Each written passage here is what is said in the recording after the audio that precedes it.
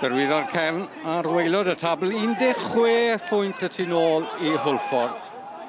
Alex Darlington, yna chi bas ddeallus, lawr yr asgell I gyfeiriad na I Marsan, i'r canol, a Niall Flint yn rhoi Derwyddon Cefn ar y blaen.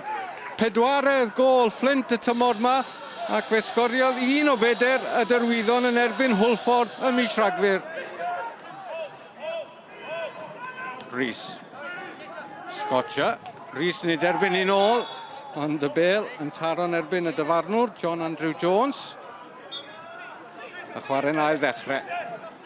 Shepherd I gyfeiriad Kieran Lewis, ond Mooney oedd ar peniad, yn mynd yn erbyn y postyn. Jones at Keach ymlaen at Lewis. Lewis yn yr afi gam, nôl at Rhys. I gyfeiriad Fawcett. Cyffyrddiad at Shepherd, nôl at Fawcett! Fawcett ar ergyd. Doedd e ddim yn cam sefyll holl brotestiadau am ddiffynwyr Derwyddon Cefn.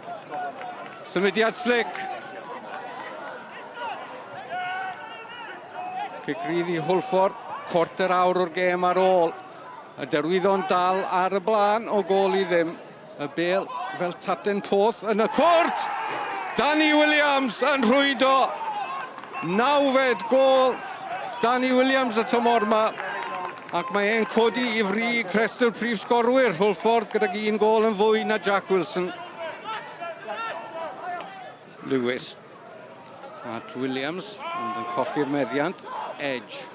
Yn troi yn unfan. A ni dro yn colli'r meddiant hefyd. Lewis. I gyfeiriad Fawcett. Shepherd! Doedd I ddim yn bell. A Shepherd bron iawn a rhoi Hwlffordd ar y blaen am y tro cyntaf yn y gêm. I ni yn y funud ola, os na 1 cyfle arall I Hwlffordd ennill y triphwynt. Y bêl yn cael ei chlirio.